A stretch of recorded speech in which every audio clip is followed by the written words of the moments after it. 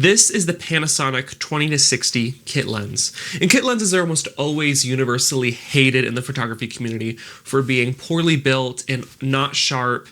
But I can tell you that this 20-60 is by far the best budget kit lens I have ever used. I'm going to tell you why it might be the greatest kit lens ever made. Let's get into this.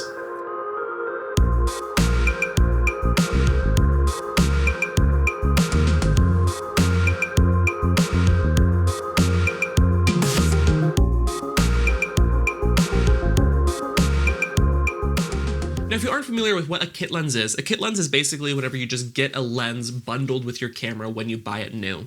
So you can usually just buy the body of the camera outright, or you can buy the body and a lens together, and you usually are saving money on the lens when you buy them as a kit.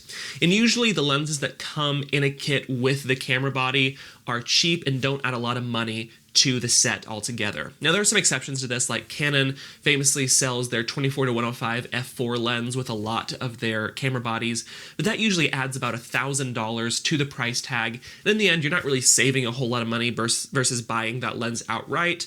So I'm not really talking about those kinds of bundles and those kinds of kit lenses. I'm more talking about the cheap, the budget, the really cheap kit lenses that you can add for just a little bit of money.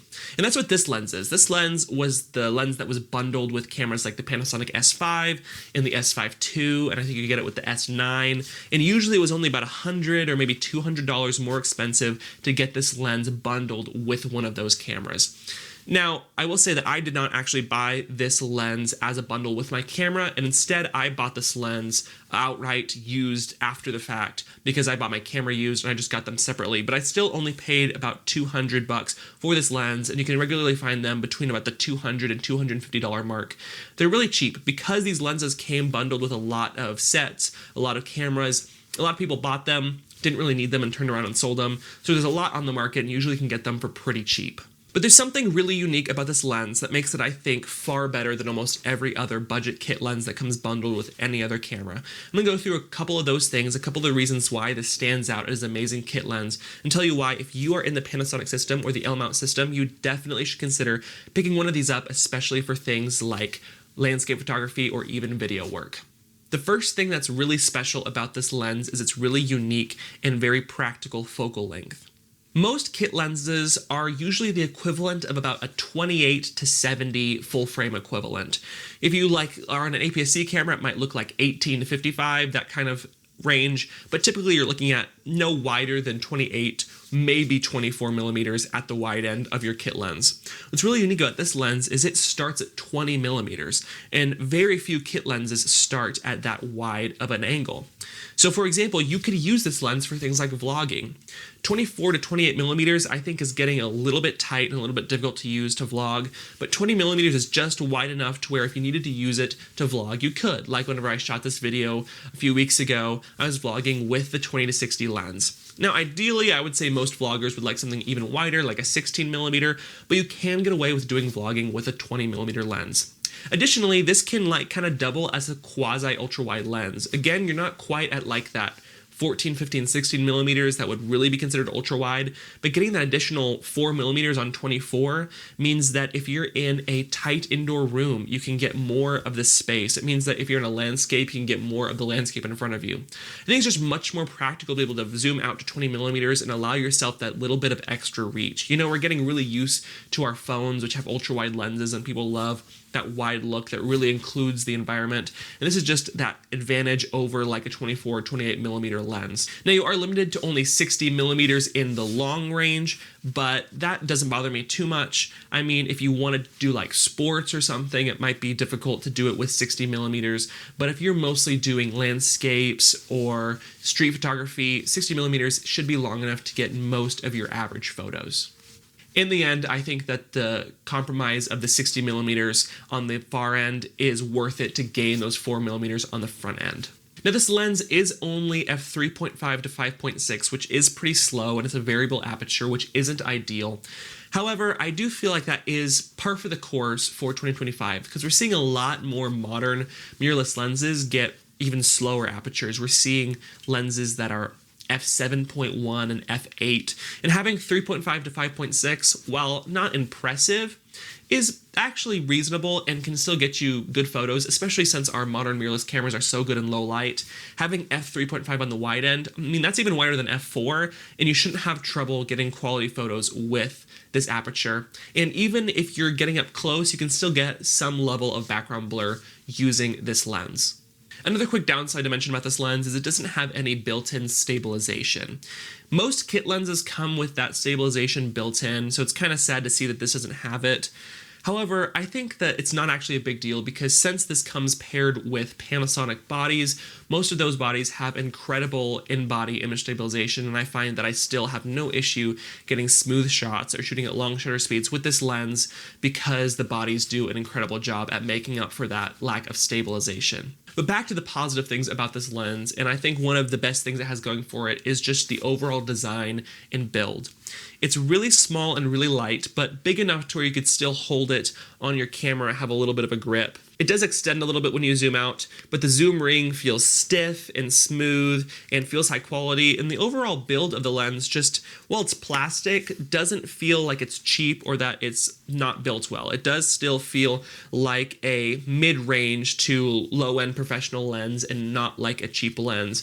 And one thing that probably is my favorite thing about this lens is that it has built-in weather sealing. Almost all budget kit lenses from all manufacturers don't include weather sealing, but this has weather sealing with a rubber gasket, so you can take this out into the rain, into bad weather, and not have to worry about the lens. And this is amazing because, like I said, having that 20 to 60 range is great for landscapes, but sometimes if you're out in nature, you risk running into, maybe getting splashed on or maybe having rain come out of nowhere. And just having the peace of mind that this lens is weather sealed is just so amazing, and I'm so impressed that they're able to put that in this lens at such a reasonable price. So this lens has a lot of good things going for it, but I quickly want to show you the image quality so you can see the kinds of images that you can get with this lens. So I put it in a side-by-side comparison with my Canon 24-105 f4L lens. Now this is the original Canon 24-105.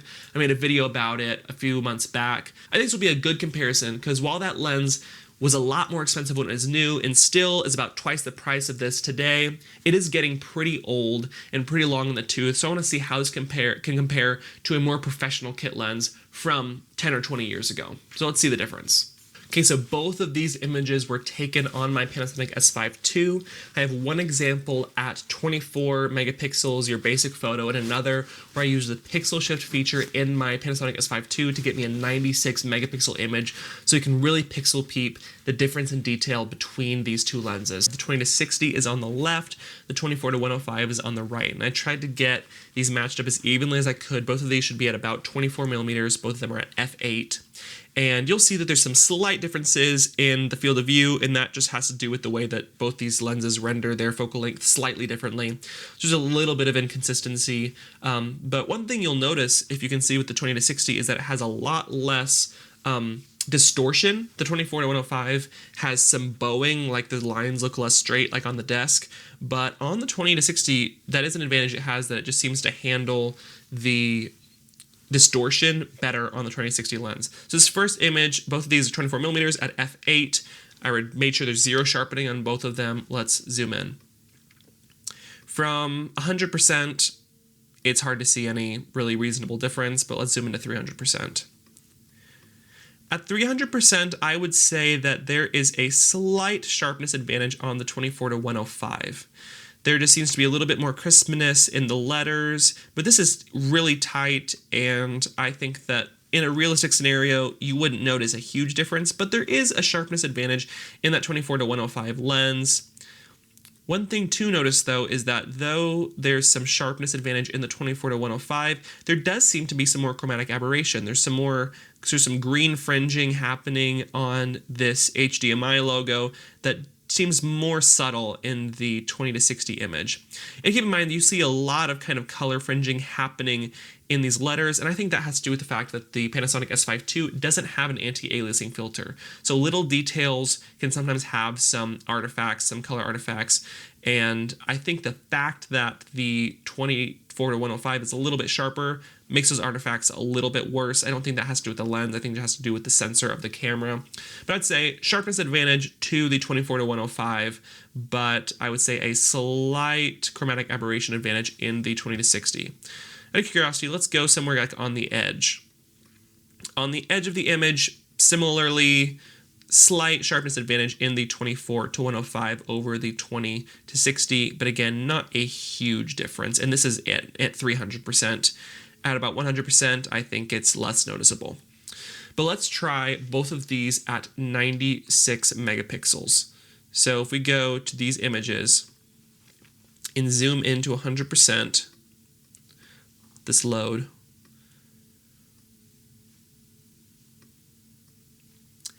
here you can see a significant advantage in the 20-60 lens. However, I don't think this has to do with the sharpness of the lens. I'm pretty convinced it had to do with the fact that I was adapting a Canon lens on my Panasonic camera, and I think the pixel shift just wasn't working as well on the adapted lens. I think that it's all these issues with the sharpness and all these artifacts, I think, have much more to do with just the way the camera handled pixel shift than it has to do with the sharpness of the lens. But keep that in mind that whenever you do bump up to 96 megapixels, look how much detail is in this 20-60 image. Look how sharp this is. It holds up so well compared to how it was even at 24 megapixels. And I think that's a testament to the sharpness of this lens. Let's go back to the 20-60. Let's go back to the 24 megapixel image and put it side by side with the, here, let me zoom in a little more.